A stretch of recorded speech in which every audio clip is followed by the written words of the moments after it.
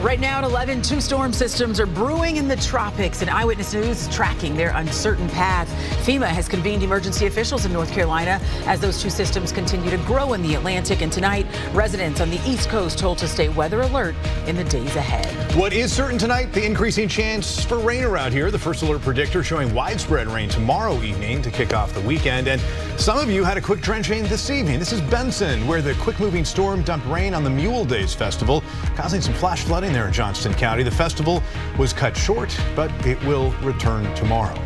And right now, some people in parts of the Triangle, especially around Durham, are getting pretty heavy rain. Thanks for joining us here for the News at 11. I'm Steve Daniels. And I'm Lauren Johnson. That rainy. Breaking tonight, a shooting investigation in the middle of a neighborhood. What we're learning from the scene about the person now in custody. Also breaking tonight, the government headed towards a shutdown.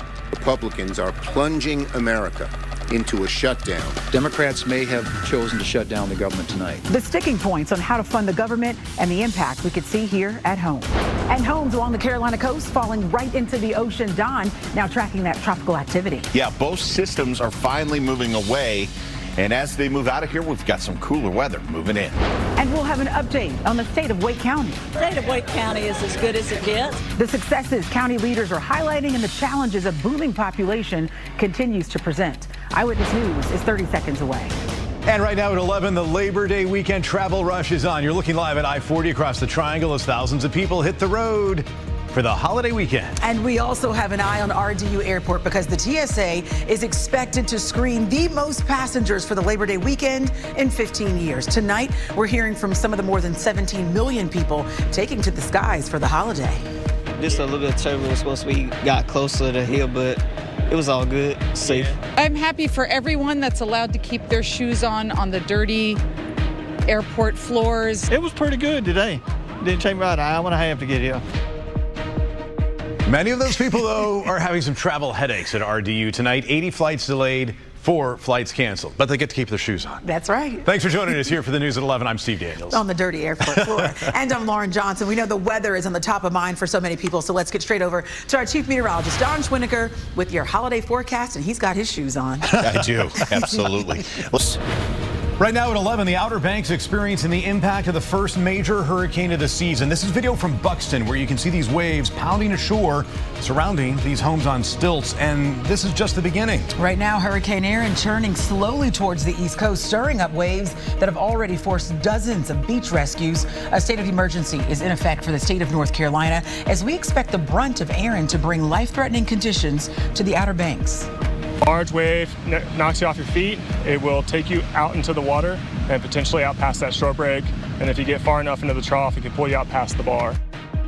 Tonight, Eyewitness News is tracking Erin's path and the impact to our region.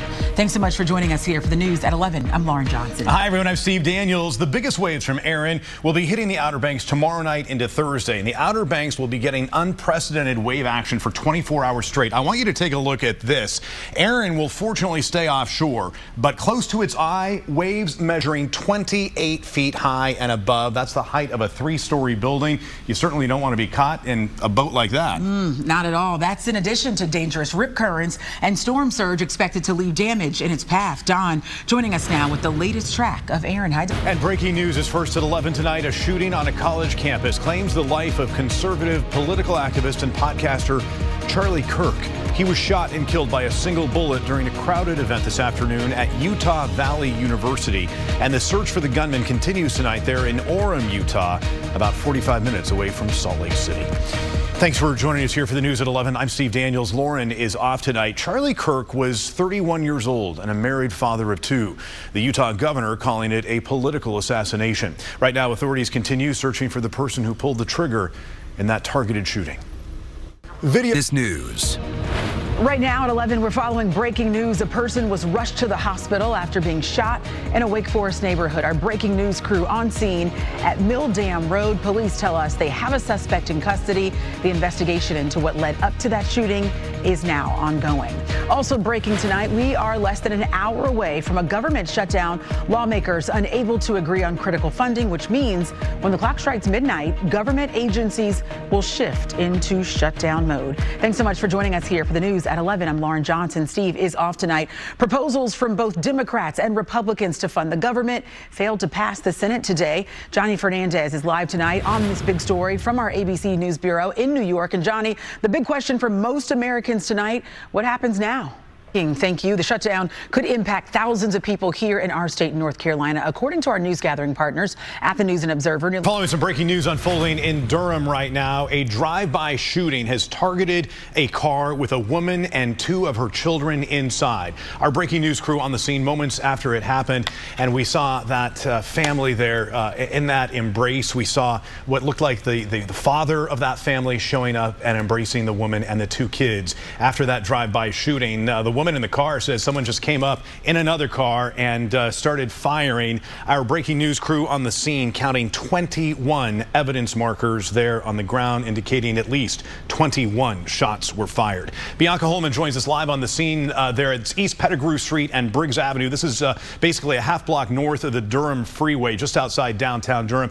Bianca, an absolutely frightening situation for this family, and I know the hunt is on for that shooter right now.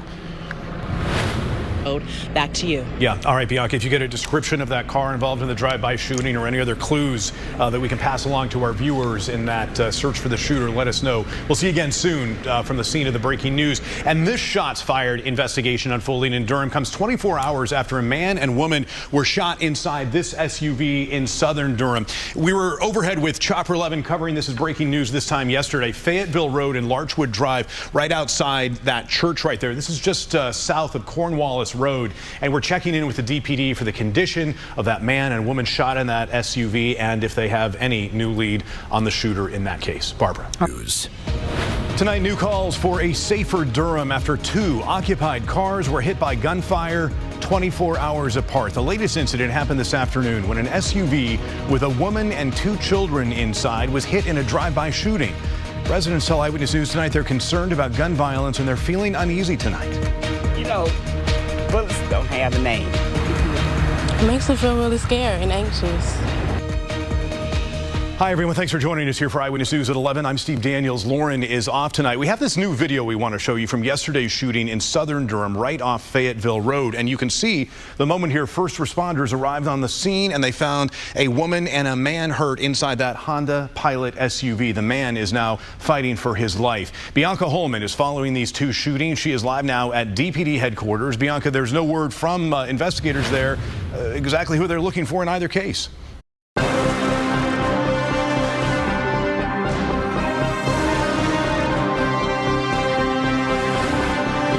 On Eyewitness News, your first alert to weather changes. Yes, we've got rain in the forecast, but also tracking the tropics with multiple active systems right now. I'll let you know where they're headed. Eyewitness News is back in western North Carolina 1 year after Hurricane Helene turned people's lives upside down. I just take it day by day, hour by hour, minute by minute. We're talking with the widow of a firefighter who died while trying to save another life. And cuts to Medicaid coming fast, the impact to thousands of North Carolinians and what you need to do before the clock runs out. And arrest warrants issued after an I-team investigation into a Durham foundation. I feel like we're getting somewhere. Why police are now after two executives of CJF America. A Cumberland County family files a lawsuit after their child meets the wrong person on the Roblox gaming platform. Eyewitness News is 30 seconds away. Now at 11, we have a live look at the Raleigh and Durham skylines as Eyewitness News prepares you for some weather changes coming our way. Thanks for joining us here for the news at 11. I'm Steve Daniels. And I'm Lauren Johnson. We're tracking three weather headlines tonight. First, you may want to grab your umbrella as we first alert you to a rainy weather pattern, and that wet weather will bring in some cooler temperatures. And finally, we're keeping an eye on the tropics where two systems are taking shape. Their impact a little uncertain tonight. Let's get the first word on the forecast from meteorologist Cruz Medina in for Don tonight, making sense of that question mark we just showed you right there, Cruz. Yeah, well, we are. New tonight, the mayor of Wake Forest is clearing the air, saying the town will not proclaim next month LGBTQ History Month. During the town commissioners meeting last Tuesday, Mayor Vivian Jones said she planned to bring a resolution in front of the board next week. The proclamation would have recognized October as LGBTQ History Month. One thing that I want to add to our agenda is we're going to have a proclamation proclaiming October as Pride Month in Wake Forest. And moments after making that announcement, another commissioner, Faith Cross, signaled she is not in support of that proclamation. And then did want to mention that the proclamation that you just mentioned is not one that I would be supportive of. So thank you. In a statement, Mayor Vivian Jones said over the past week she's heard from several people expressing strong feelings on both sides of the issue, and now she realizes by expressing support for the LGBTQ community in Wake Forest, she may have unintentionally suggested the town's official support for one set of deeply held beliefs over another set just as deeply rooted. Wake Forest, by the way, is having its second community pride event coming up next month. All right, Don, thank you. New tonight, Eyewitness News has learned the identity of one of the 3 people killed on the North Carolina coast. That shooting happened on Saturday night. The shots fired from a boat in Southport. The husband of 64-year-old Joy Rogers identified his wife this evening. The couple just moved to Southport about a year ago from California to retire here in North Carolina. At least 5 other people were injured in that shooting. And tonight we've learned the man charged with going on the shooting spree, targeting a restaurant and bar, is a Purple Heart recipient who served time in the Marines at Camp Lejeune. He's the second military veteran identified and charged in a mass shooting over the weekend. Yesterday, authorities in Michigan say a veteran who also served at Camp Lejeune rammed his truck into a Mormon church before opening fire on worshipers and killing at least 4 people. Tom George and the I-Team spoke with a VA mental health specialist and has advice for veterans and their families. Well, tonight